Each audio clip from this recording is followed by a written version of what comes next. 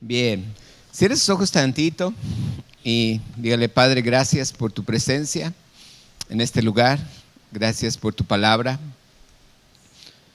Ayúdanos, Señor, enséñanos a saber lo que tú tienes para nosotros el día de hoy. Guarda nuestros pensamientos, quita toda preocupación, todo afán de nuestra vida, Señor. Y queremos decirte que te honramos. Es un privilegio muy grande para nosotros exaltar tu nombre y bendecirte a ti. Dile: Padre, gracias por este tiempo. En el nombre de Cristo Jesús. Amén. Amén. Bien, hoy vamos a hablar algo que el Señor ponía en nuestro corazón. Y quiero que veamos una de las cosas que a lo mejor ya sabemos muchos, pero a veces no lo vemos de la manera en la que Dios lo ve. No vamos a hablar de esto, pero en Mateo capítulo 13 me habla de una parábola del sembrador. Este sembrador, dice la Escritura, que es el que comparte la palabra. Dice que la palabra es la semilla y dice que nuestro corazón es la tierra.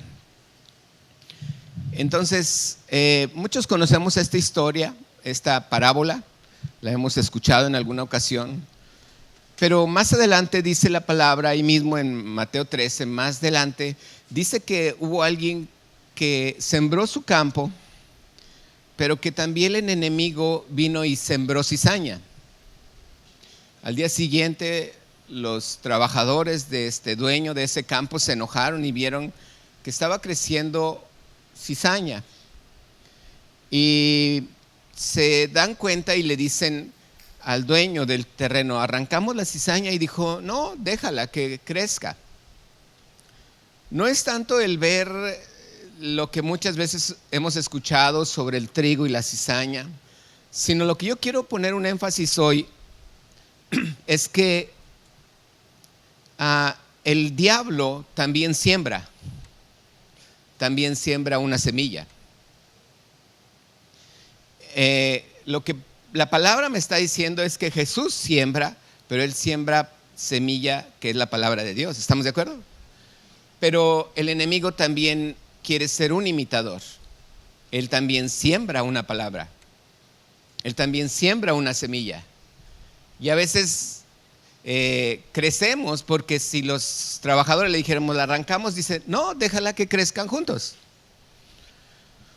¿Por qué? Porque al final de cuentas se da uno la idea de qué fue lo que pensaste que estaba bien y qué fue lo que pensaste o que el enemigo sembró que estaba mal. Con esto quiero decirte entonces que en nuestra vida siempre Dios quiere que demos fruto. Amén. Dile al que está a tu lado: Dios quiere que des fruto. Dios quiere que demos fruto. Y es bien interesante ver cómo cuando crece la cizaña y el trigo, llega un momento en que el trigo se dobla porque lleva fruto. Entonces, al momento de doblarse es fácil identificar lo que es cizaña para quitarse.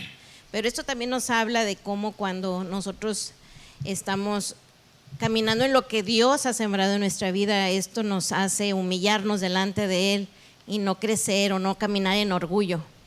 El orgullo nos hace mantenernos erguidos, pero Dios quiere que tengamos un corazón sensible, humilde, que se doble delante de Él, que reconozcamos que no es por nuestro fruto o por lo que nosotros queremos, sino porque Él es el que nos capacita para hacerlo. Entonces vemos aquí la diferencia para poder arrancar de nuestra vida lo que no le agrada al Señor, ¿verdad? Dice la palabra, quiero que me acompañe a Ezequiel. Es Ezequiel capítulo 28. Y dice la palabra, es algo que yo he oído a muchos pastores. Muchos lo relacionan como cuando la caída del diablo. Y bueno, hay otros que también no lo mencionan tal cual, porque nunca la palabra así me lo dice. Eso sería alguna revelación a lo mejor. Pero algo que yo puedo entender es que hay un versículo aquí en Ezequiel capítulo 28, y te pido que lo leamos desde el versículo 4. Dice la palabra: con tu sabiduría y con tu prudencia has acumulado riquezas y has adquirido oro y plata en tus tesoros, dice la palabra. Entonces todos hemos sabido que tenemos que tener sabiduría, que tenemos que tener prudencia, que mucho de esto nos va a llevar a acumular a lo mejor riquezas y tener oro y plata, y dice la palabra hasta tesoros. Dice el versículo 5: con la grandeza de tu sabiduría en tus contrataciones has multiplicado, o sea, dice, tus riquezas. Nos llegamos a ser astutos, nos llegamos a ser tan buenos para los negocios. Dice, y a causa de las riquezas de tu corazón la riqueza se ha enaltecido tu corazón, dice la palabra. Lo que decía ahorita mi esposa es muy cierto. Muchas veces estamos pidiendo a Dios la sabiduría, el entendimiento, la prudencia. Pero algo que ponía en mi corazón es que muchas veces tú y yo vamos armándonos de armas y vamos poniendo armas en nuestra vida, y cada arma son las armas de Dios en mi vida. Pero que nunca se nos olvide que poner las armas allí no son para mí, para protegerme. Dios sabe que Él me va a cuidar, pero todas esas armas llegan a ser en un momento dado para que crean que yo soy el bueno. Pero tú y yo somos solamente amigos del novio, que es Jesucristo. ¿Lo cree? Todas esas armas no son para mí. Todas esas armas son de Él.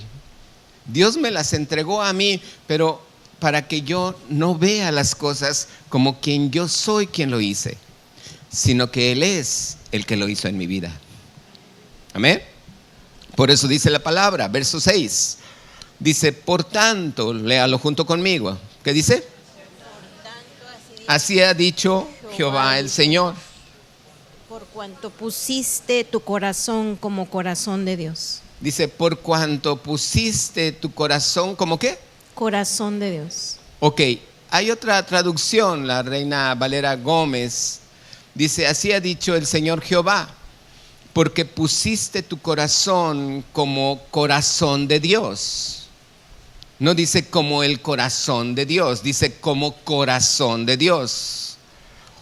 Otra traducción dice, por cuanto pusiste tu corazón como corazón de Dios. Otra traducción lo dice como corazón de un Dios. Dice, como te consideras tan inteligente como un Dios. Exactamente.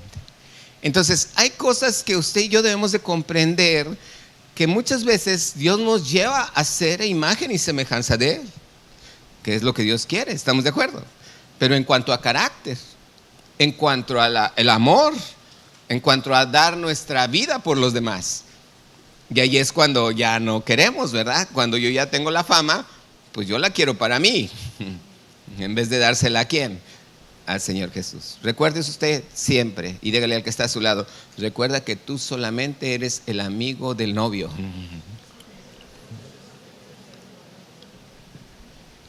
Si se acuerda esto, ¿verdad?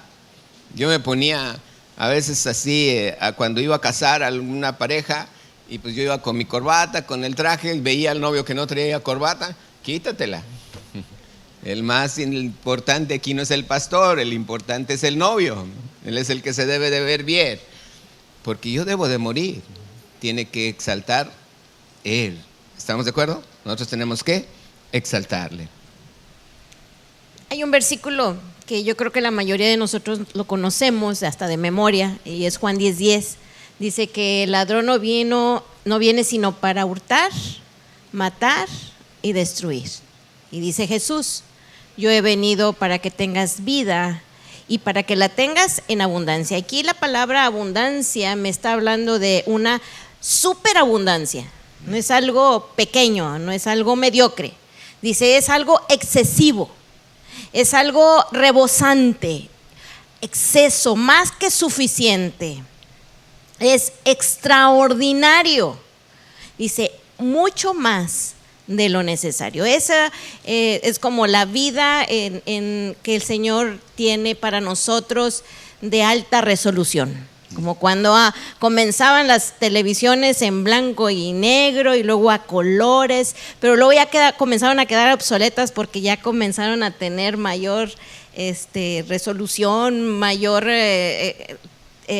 Imagen, brillo, color. El Señor quiere que sepamos que lo que Él hizo en la cruz del Calvario es para que nosotros tengamos vida en abundancia. Y no estamos hablando solamente en lo económico, porque muchas veces pensamos luego en lo económico, sino que veamos que Él tiene en todas las áreas de nuestra vida. Él quiere que vivamos y disfrutemos lo que Él nos está dando. Tienes un matrimonio, Dios quiere hacerte un matrimonio feliz. Amén. Tienes una familia, Dios quiere que tú disfrutes a tus hijos y tus hijos te disfruten a ti. Si tienes un negocio, Dios quiere traer un negocio próspero, bendecido, que seas ese empresario que paga bien a su gente, a sus trabajadores. Tienes un trabajo, el Señor quiere hacerte el mejor trabajador y que vean que tú eres una persona bendecida, porque el que te paga no es el hombre, no es la empresa, es Dios. Bueno. Esa es la vida abundante que el Señor quiere que tengamos en todas las áreas de nuestra vida. Ok, aquí una de las cosas que el Señor me mostraba viene en Apocalipsis capítulo 3 verso 20. ¿Quieres que lo ponga? Muchos ya se lo saben de memoria. Si lo podemos leer todos juntos. ¿Qué dice? He aquí, yo estoy a la puerta y llamo. Si alguno oye mi voz y abre la puerta, entraré a él y cenaré con él y él conmigo. Otra vez, dice la Escritura, fíjese bien, dice, he aquí yo estoy a la puerta y ¿qué? Y llamo. ¿Qué hace Jesús? Llamo. O sea, el Señor hace esto. ¿Está qué? Tocando la puerta. Está llamando. ¿Qué hace Jesús? Llama. ¿En dónde? A la puerta. A la puerta. Y entender esta escritura, yo creo que es algo que siempre hemos escuchado de Dios. Él quiere que le hagamos caso a Él. Él no tiene lo peor para mí, Él tiene lo mejor para mí. Él quiere que yo salga adelante. A veces son situaciones en las que escuchábamos ayer con mis hijos unos cantos. Se llamaba el grupo Alas de Águila. ¿Lo alcanzó a vivir alguno de ustedes? Alas de Águila. ¿No? A ver si al rato pone mi hijo no se lo pedí, pero era para los jóvenes. Yo era joven, bueno, soy todavía, ¿verdad? Pero ¿verdad que sí? Empezó a poner esos cantos y yo me acordé tanto, porque era un grupo que tocaba cantos y fuera de lo común. No eran alabanzas, no eran adoraciones, sino eran a veces hasta una interacción. Y me tocó mucho el canto que dice que estaba gente haciendo chistes, bromas, y de repente se burlaron de Elvira, pero es en el canto, ¿verdad? Y entonces se burlan de Elvira porque estaban cantando un chiste de un chaparrito, y una de ellas dijo: ahí te hablan, Elvira. Pues claro que en el mismo canto Elvira dice: bueno, ¿saben qué? Ya me voy. Ay, no te creas, si no eras tú, Elvira, era otra chaparrita. Y ella: no, de veras, ya me voy. Y se ve que ella va triste y sale, me imagino que se ve de ahí, y donde ella cierra la puerta, se oye donde ella cierra la puerta. Y eso es algo, dice, muchas veces he luchado por conocer el amor de Dios. Y tú escuchas el canto y yo dije: wow, Dice, yo quiero eso que todos buscan, el amor de Dios. ¿Cómo es que Jesús siempre está, mira, tocando la puerta? Él toca la puerta. ¿Y qué dice? Llama. ¿Qué quiere hacer el Señor? Tener intimidad. Entrar. ¿Qué más dice? Dice, cenaré con Él y Él conmigo. Cenar contigo. Hay otra versión que dice, mira, yo estoy a la puerta y llamo. Si oyes mi voz y abres la puerta, yo entraré y cenaremos juntos como amigos. Amén. Y qué importante es, porque es el centro de nuestra vida en la fe. Tener esa intimidad con Jesús, conocerle. Por eso dice, cenar con Él como un amigo. Porque hay un versículo en Hebreos 11:6, no lo vamos a buscar, pero dice, porque a Dios no le gusta que no confiemos en Él. Dice, para ser amigos de Dios hay que creer que Él existe y que sabe premiar a los que buscan su amistad. Es decir, cuando nosotros entramos en esa intimidad es porque creemos en Él y nos deleitamos, nos gozamos, nos gusta tener a Jesús como nuestro mejor amigo. Amén. ¿Verdad? En esa amistad, en esa intimidad, ahí donde Él nos dice, nos revela las cosas que yo estoy fallando, y lo hace con tanto amor, aquello que Él quiere transformar en mi vida, que no me agüita, sino al contrario me anima, me da fe para querer ser como Él. Amén. Por eso es importante que cuando Él toca, yo le abra, para poder tener esa intimidad como mi mejor amigo. Bien, ¿qué nos lleva a entender esto? Sabemos que entonces el enemigo es ¿qué? Un imitador. ¿Un qué? Imitador. Alguien que también siembra. Entonces, también él te vamos a mostrar cómo él también toca la puerta. Porque él es un imitador. Vamos a leer Génesis capítulo 4, versículo 3. Génesis capítulo 4, verso 3, y vamos a leer hasta el versículo 7. Hasta el 7. Dice, y aconteció andando el tiempo que Caín trajo del fruto de la tierra una ofrenda a Jehová. Y Abel trajo también de los primogénitos de sus ovejas, de lo más gordo de ellas. Y miró Jehová con agrado a Abel y a su ofrenda, pero no miró con agrado a Caín y a la ofrenda suya. Y se ensañó Caín en gran manera y decayó su semblante. Entonces Jehová dijo a Caín, ¿por qué te has ensañado y por qué ha decaído tu semblante? Fíjate lo que dice la palabra aquí. Hay algo que sucedió y algo que nos sucede a muchos de nosotros cuando en muchas ocasiones tú y yo ocurre algo que me enoja. Bueno, a lo mejor eso pasaba allá en Saltillo. Yo creo que aquí no sé. Pero ¿cuántas veces no ha sucedido que algo sucede y a lo mejor te enojas, pero a lo mejor te entristeces también? Creo que ahí es donde tú y yo a veces somos muy notorios en nuestra actitud. Si te enojas, luego así, la primera que se da cuenta es tu esposa, o el primero que se da cuenta es tu esposo. ¿Estás bien? Sí. Sí. ¿Te dije algo? No. No. ¿Todo está tranquilo? Sí. Pero sigues así, enojada, ¿verdad? No necesitan levantar la mano, nomás al amigo de un hermano, ¿verdad? Que sí, que así le pasa, ¿verdad? Entonces, hay veces que nos pasa algo y lo primero es te enojas y sucede que también te entristeces, porque aparte de que te enojaste, a esa persona le va mejor que a ti. Y dices tú, Señor, pues si yo también te traje una ofrenda. Pero fíjate lo que dice el Señor. ¿Por qué te enojas? ¿Por qué te entristeces? Ahora fíjate lo que dice. Siguiente versículo. Es el versículo 7.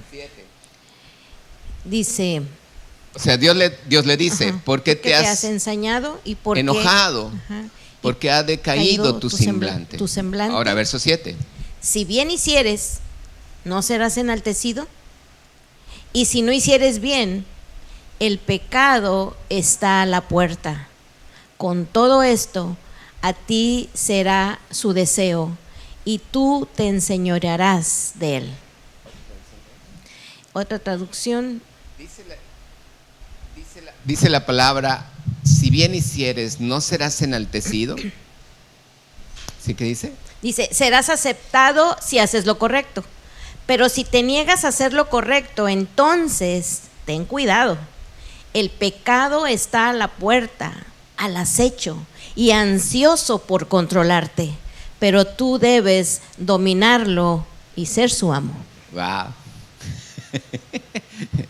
Fíjate lo que dice la palabra. Todavía no ha pecado Caín. Todavía no comete pecado. Pero sin embargo, dice la Escritura que el pecado está a la puerta. ¿Cómo me doy cuenta que el pecado está a la puerta? Por el enojo. ¿Cómo? Más fuerte. No te oigo. Está enojado. Cuando está enojada. Es que buscaba Micrófono. ver quién estaba diciéndolo. Ojo, porque ahí dice la palabra que cuando tu semblante está enojado, cuando hay tristeza en tu corazón por causa del enojo, aguas. Porque ¿qué está haciendo el pecado? Tocando. Y ahí también podemos ver que es algo de orgullo en la vida de Caín, porque le está diciendo, serás aceptado si haces lo correcto. Entonces ahí Caín no está reconociendo que él en alguna manera no falló, sino que él no hizo lo correcto, porque dice, pero si te niegas a hacer lo correcto, es decir, si te niegas a morir, a reconocer que necesito que me enseñe Abel, le voy a preguntar a Abel qué tengo que hacer, ¿verdad? Abel, ¿qué vamos a hacer? ¿Verdad? Y que Abel le hubiera dicho, bueno, pues yo aprendí de mi padre que el corazón de Dios lo que más le agrada son los becerros bonitos y dárselos en sacrificio. Él no pudo reconocer, él se quedó en su orgullo, y cuando muchas veces el orgullo nos domina, hacemos cosas que no debíamos. Por eso David dice, ¿verdad? Dice que lo libre el Señor del pecado que está oculto. Dice que no se enseñoree de mí, que no gobierne mis emociones, que no gobierne mi interior, porque entonces vamos a hacer cosas que no haríamos si estamos en nuestros 5 sentidos, ¿verdad? Entonces, qué importante es eso. Fíjate que dice la Escritura entonces que cuando ahí me doy cuenta, en cuanto a Caín, me está diciendo que el pecado está a la puerta. No quiere decir que él estaba enojado y ya tenía pecado, o estaba triste y ya tenía pecado. No. Mucha gente dice, ¿el enojo es pecado? Pues la Biblia no dice que el enojo es pecado, pero la consecuencia del enojo sí es pecado. ¿Estamos aquí? El punto es, ¿qué es pecado? Dice la Escritura, vamos a ir poquito más a lo que es el pecado. Dice, repite conmigo, el pecado está a la puerta. De ti depende si le abres. Jesucristo está a la puerta y llama, pero el que oye su voz, tú sabes que Él quiere bendecirte. Amén. Pero también el diablo es un imitador. Y el diablo también. Ahora, la definición de pecado dice. Definición de pecado: ofensa, pecaminosidad ofensa habitual y sin pena, un ofensor, castigo del pecado. O pecado. Entonces, así dice lo que es, se traduce en el original la palabra kayad, con T al final, TH, no sé cómo se escribe, cómo se dice dos Jotas, pero en el original, según lo que ahí viene, como se dice es katá, al final. Entonces, la palabra pecado, dice la Escritura, que esas ofensas, algo que hiere, algo que ya es pecaminoso, es un castigo que yo llego a hacer. Si tú te fijas, versículo 7, ¿quién está hablando? Dios. ¿Qué le está diciendo a Caín? Si bien hicieres, no serás enaltecido, y si no hicieres bien, el pecado está a la puerta. Con todo esto, a ti será su deseo y tú te enseñorearás de él. Ahora fíjate bien, verso 8. Y dijo Caín a su hermano Abel: salgamos al campo. Y aconteció que estando ellos en el campo, Caín se levantó contra su hermano Abel y lo mató. Ahora sí es pecado.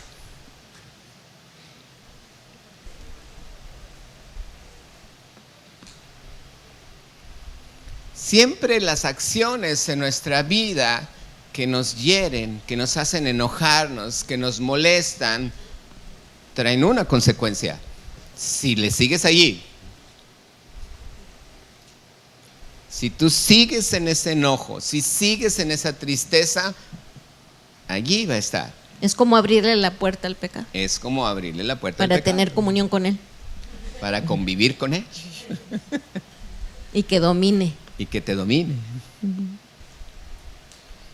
Hay cosas que a lo mejor muchas veces nosotros vemos, y yo lo comprendo de esta manera, porque no es un gozo para mí el ver gente cargada con un peso. Imagínate que alguien te hizo algo, alguien se burló de ti, y ese es un peso, y te vas agachando y te vas entristeciendo, porque hay gente que ya a lo mejor no hizo nada, pero el enojo ha durado mucho y la tristeza más. Y a lo mejor no ha hecho nada con esa persona, no la ha matado, porque sabes que matar no es bueno, pero que no se atraviese delante de ti porque la vas a ignorar. O si la vas a sonreír, le vas a decir: hola, ¿cómo estás? Te quiero mucho. A veces el peso se siente. ¿Sí has notado cuando dicen los fotógrafos de cuándo es una sonrisa genuina o una sonrisa falsa? ¿Cuál es la diferencia? ¿Alguien sabe cuál es la diferencia? De una sonrisa genuina a una sonrisa falsa. Rodrigo.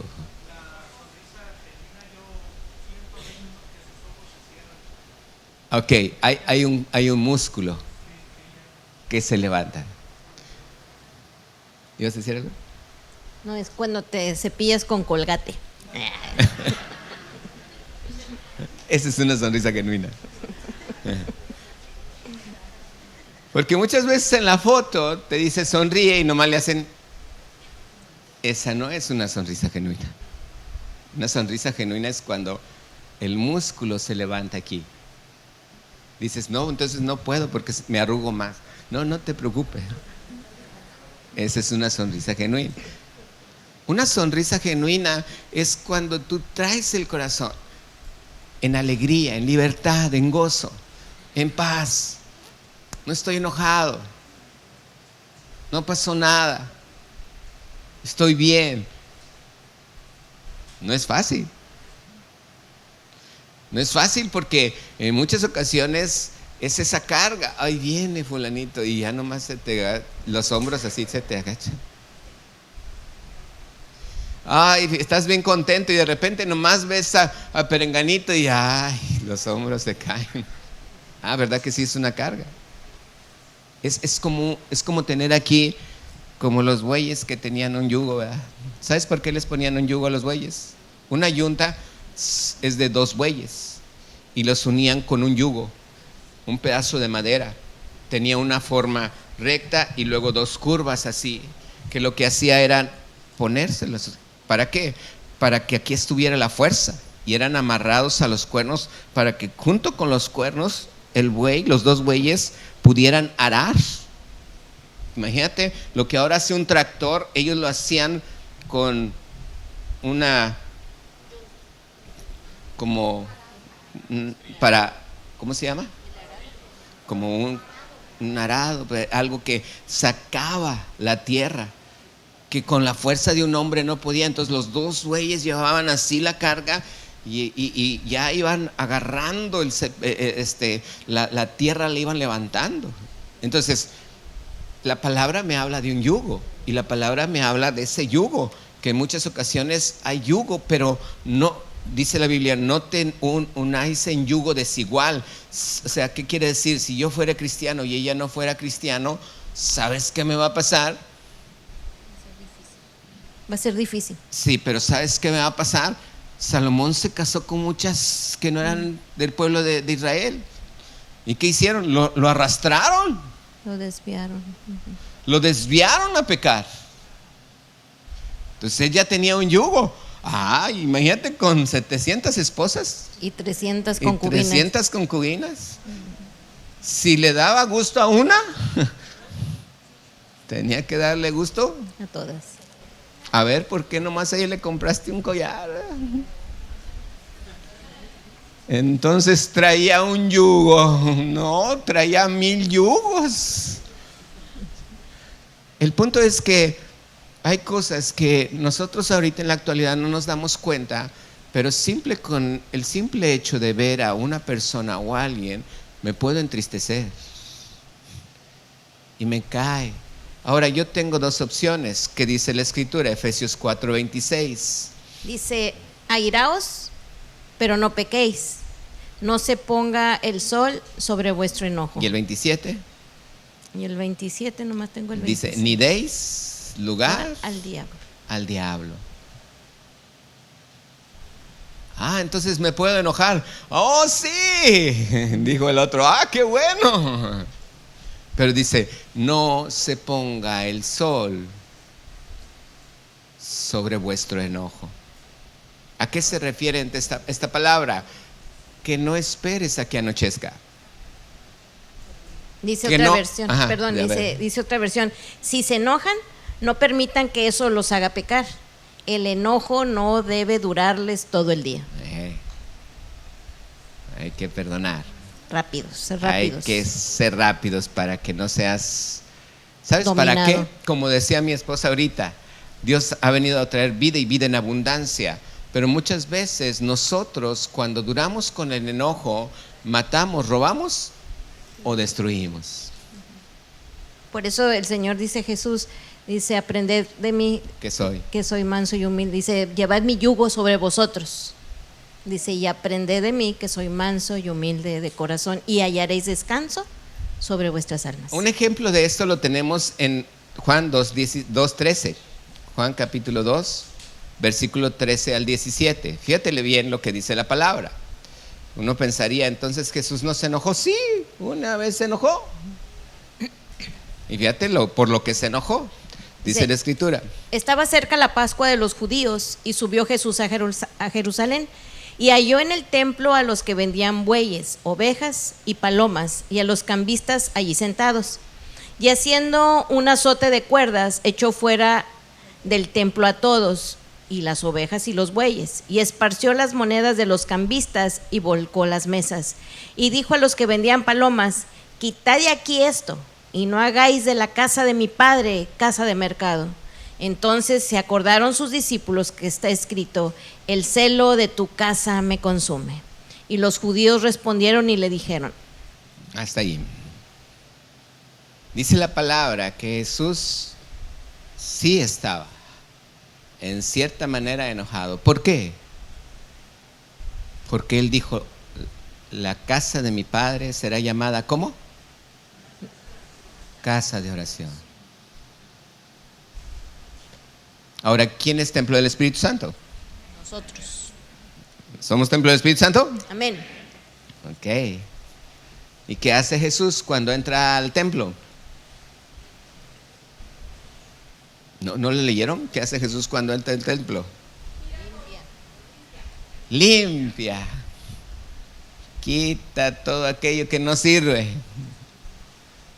Es algo que Dios hace. Cuando yo escucho que Él llama, yo le abro y le digo: Señor, te permito que limpies mi corazón. Quita todo lo que no sirve. Él entró al templo y quitó todo lo que a Él no le agradaba, porque su casa es llamado. ¿Es qué? Casa. ¿Es llamado cómo? Casa de oración. Casa de oración. ¿Quién dijo que era el templo de Dios? Amén. Somos templo del Espíritu Santo. ¿Estás aquí? Yo no puedo permitir tener algo en mi vida que Él no le guste. Pero Él tenía celo, y lo que hizo es porque Él quiso limpiar lo que había dentro. Yo te diría: enójate. Sí, enójate. Yo sí me enojo a veces, pero no con ella, no con mi esposa, no con mis hijos, no con la iglesia. ¿Sabes con qué me enojo? Me enojo porque no puedo avanzar más. Le digo: Señor, ¿qué me falta? ¿Por qué me molesto? Me enojo porque me molesto conmigo mismo. Me enojo conmigo y digo: Señor, ¿qué me falta? ¿Qué tengo que hacer? ¿Hacia dónde tengo que hacerlo, Señor? ¿Por qué no te mueves más, Señor? ¿Por qué, Señor? Necesito orar más, necesito ayunar más. Me dicen que estoy muy flaco, ya no ayuno, pero quiero ayunar más. Es un problema ese ayunar, porque uno se queda bien flaco y luego se le andan cayendo los pantalones. Pero es bien importante que veas: el pecado también está a la puerta. Y yo tengo que mantenerme en esa paz, en decir: Señor, tú eres mi Dios, tú me bendices, dame sabiduría, dame entendimiento. La sabiduría que viene de lo alto es primeramente pura, después pacífica, amable. Tengo que ser amable hasta conmigo mismo. ¿Por qué? Porque a veces uno se molesta por no avanzar, por no tener algo mejor. Pero sin embargo, la nobleza de la que habla mi esposa realmente es algo que tú y yo debemos de comprender. Entonces tenemos dos puertas, ¿verdad?, que nos están ahí tocando. No una puerta, es una sola puerta. Es la puerta del corazón, donde Jesús está queriendo tener siempre esa intimidad con nosotros.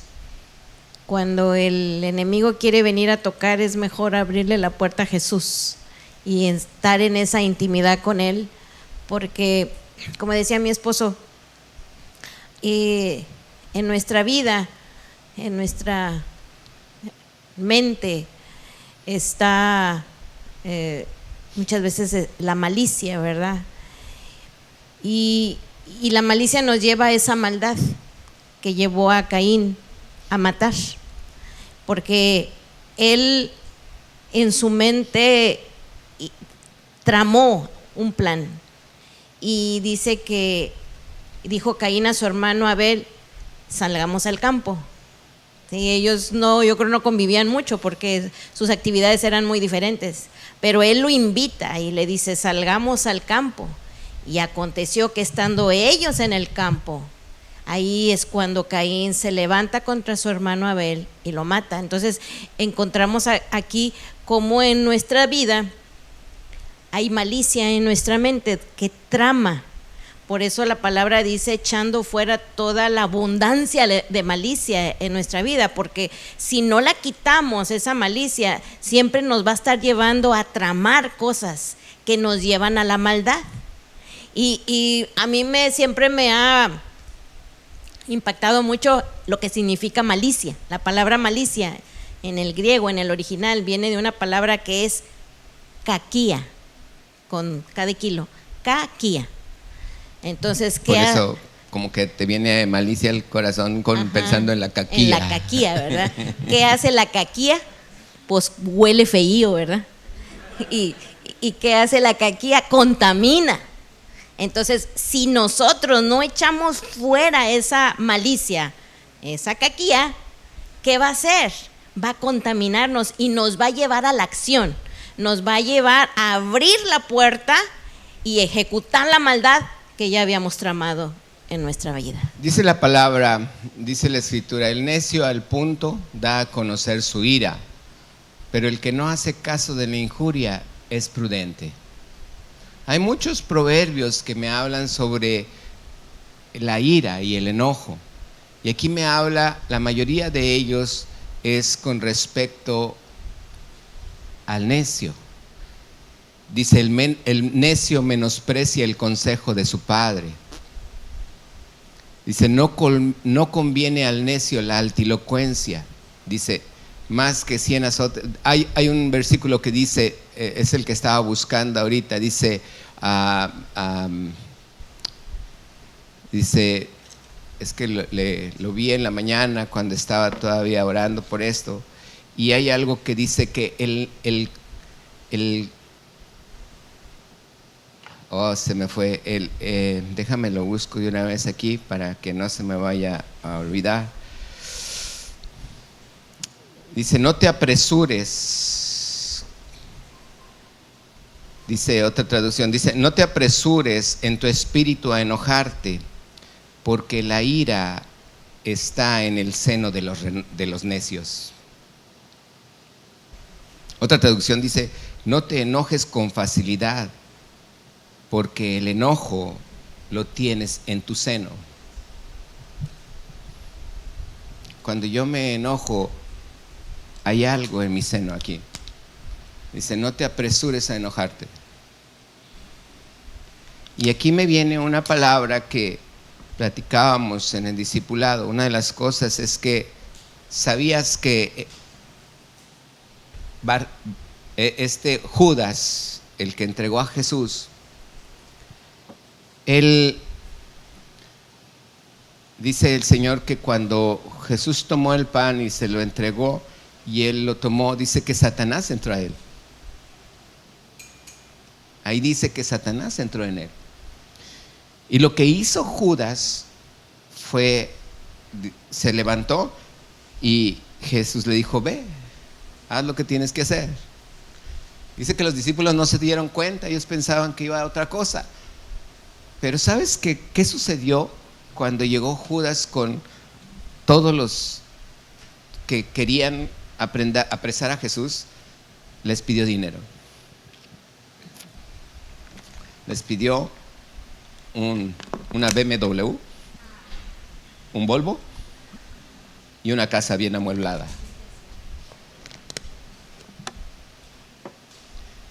Con todos los gastos pagados durante un año. 30 monedas de plata. Imagínate, ya cuando tenía todo lo que tenía, iba a ir a entregar a Jesús. Dice la palabra que gozoso le dijo, Rabí. Le dice, salve Maestro. Rabí. Oh, maestro, tú me hiciste rico. Tanto que estaba esperando esto, casi, porque él en su corazón sabía que ya tenía eso. Pero él no sabía lo que estaba haciendo. Y él les había dicho, al que yo besare. ¡Oh, grandioso! ¡Maestro! La palabra salve es algo como afortunado. ¡Oh, qué bueno, hombre! Y le dio un beso.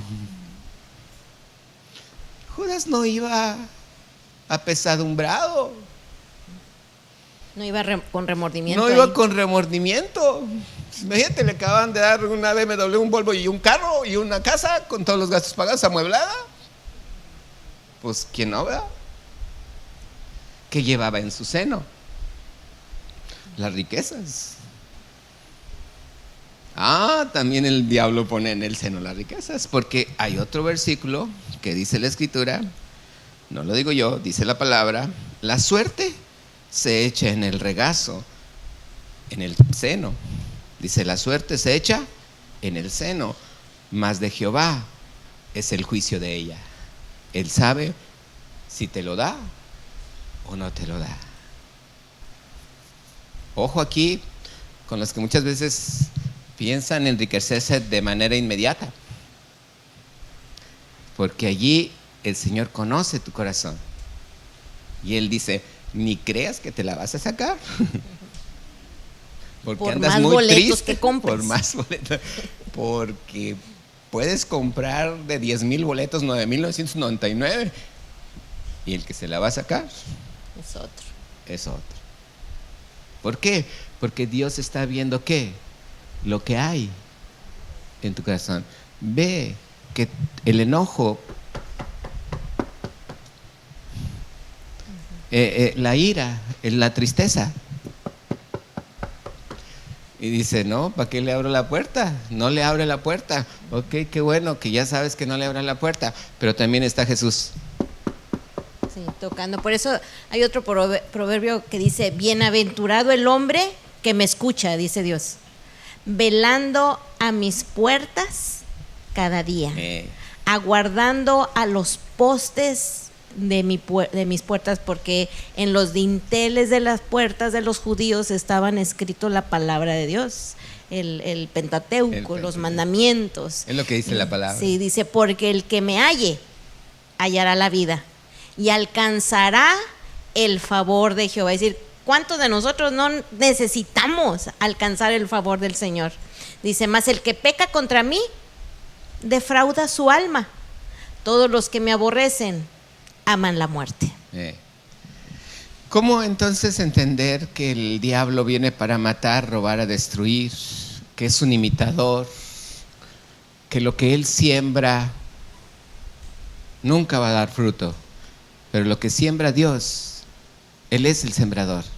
Y la palabra que tú recibes en tu corazón, Dios está esperando que dé fruto, y dé fruto en abundancia. ¿Lo creemos? ¿Estás usted aquí? Ahí terminamos con un versículo más, y esto es importante porque yo quisiera que usted y yo viéramos que Dios tiene una respuesta para esto. Amén. Recuerdo una ocasión, una amiga de nosotros hace mucho tiempo nos platicaba. Es una amiga muy amada por nosotros. En una ocasión ella se acercó con la hermana Jane y la hermana Jane fue la que dio su palabra cuando mi corazón estaba todavía en lucha, que nos iba a entregar una ciudad, que nos iba a entregar el pastoreo. Y esta hermana Jane, sin saber nada de mi vida, ni me conocía, o a lo mejor de vista nos había visto, pero para mí ella ya partió con el Señor, la hermana Jane. Dios la usaba mucho en lo profético. Mucho en lo profético. Y la verdad es de que esta amiga nos platicaba que una vez se acercó también con ella y le dijo, hermana Jane, ore conmigo para que ya no me enoje. Ore por mí para ya no enojarme. Y ¿cómo se me ha quedado esa respuesta de esta profeta sobre ella? Le dijo, no. Dice, no, yo no voy a orar por ti para no enojarte, para que no te enojes. O sea, imagínate que tú eres conmigo y me dice, ore por mí, pastor, porque ya no me quiero enojar o ya no me quiero poner triste. Y de repente la persona te diga, no voy a orar por ti por eso. Dice, yo voy a orar por ti por las cosas que Dios tiene para ti de bien. Y ella le dijo, ¿y entonces qué voy a hacer? Pues ya no te enojes. Deja de enojarte. Deja de enojarte. Deja de abrirle la puerta al enojo.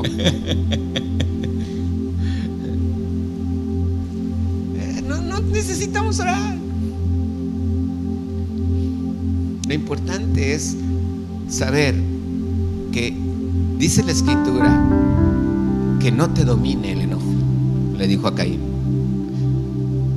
Porque el pecado está a la puerta. No seas dominado por el enojo. No seas dominado por la tristeza.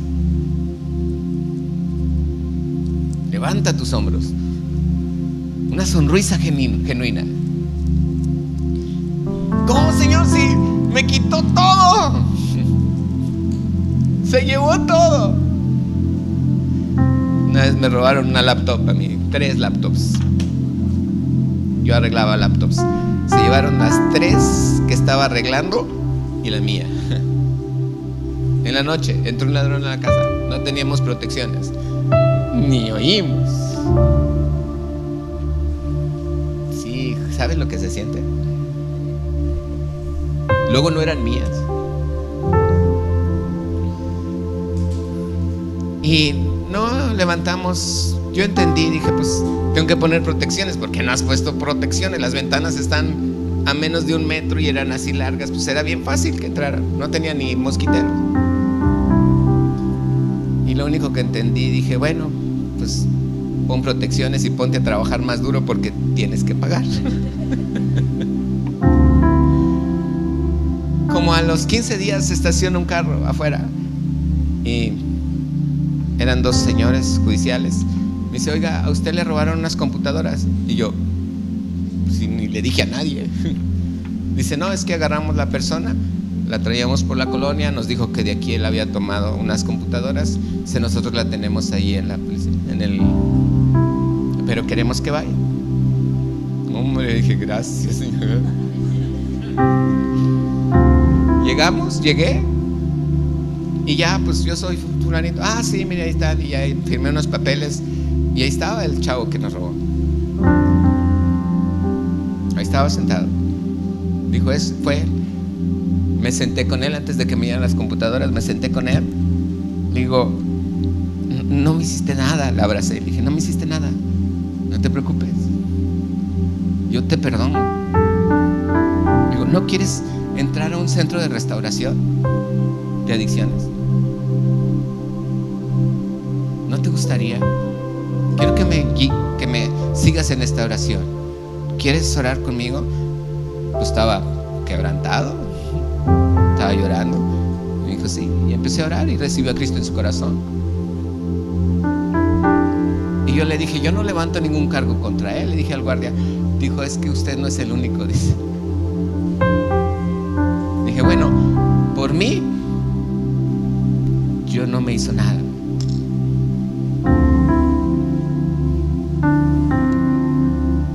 No quiero hablar de más, pero realmente me dieron las 3 que yo debía, que no eran mías. La mía me la cambiaron y eso no creo que haya sido el ladrón.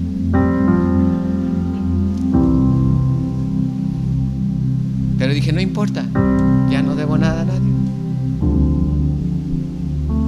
¿Dónde está tu corazón? Hay yugos que te tienen así. El enojo, la ira, la tristeza, la burla de otros contigo. La traes cargando porque tienes que seguir caminando y ahorita ya hay tractores. Dios nos dio tractores. Amén. ¿Dios nos dio qué? ¿Para qué son los tractores? Para lo mismo. Y mira, en vez de andar como los bueyes, dije bueyes, podemos andar arriba sentados con clima, aire acondicionado, arando la tierra. Amén. Ok. Pero la Biblia me habla de lo que había en ese entonces. ¿Qué había en ese entonces? Yugos. ¿Qué había? ¿Qué dice Isaías 10:27, muñeca? Acontecerá en aquel tiempo que su carga será quitada de tu hombro y su yugo de tu cerviz, y el yugo se pudrirá a causa de la unción. Amén. No es que se quiebre el yugo, no es que lo rompa con un hacha. Dice la palabra que la unción con aceite pudre. ¿Qué hace? Pudre el yugo.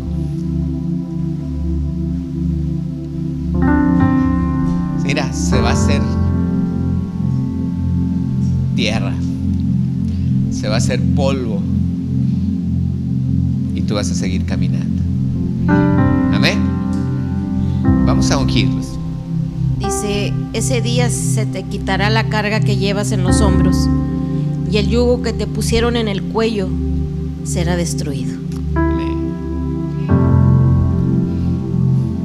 Yo creo que es importante que en nuestra vida hoy el Señor está a la puerta de tu corazón. Si te preguntan ¿cómo te fue en la iglesia? Bien.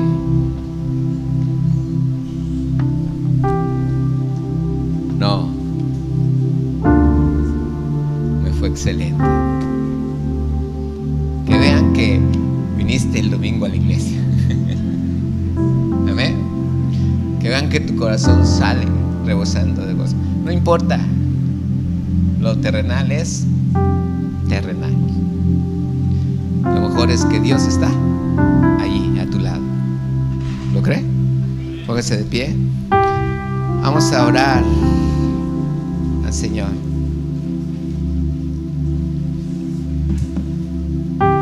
Cierre sus ojos. Gracias a Dios por estos varones.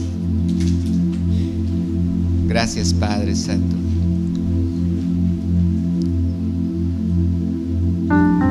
Señor, tú eres fiel y tú eres bueno, Padre. Tú estás con nosotros. Señor, tú guardas nuestras vidas, Padre. Tu unción pudre todo yugo, Padre. Tu unción, Señor, pudre cualquier carga sobre nuestros hombros, Señor. Esas cargas que en muchas ocasiones a veces ni sabíamos el porqué. Ese dolor en la espalda, esas noches de no dormir, esas tristezas que nuestro corazón alguien hizo con nosotros. Pero hoy, Señor Jesús, tu palabra dice que tú pudres, tu unción pudre todo yugo, Padre.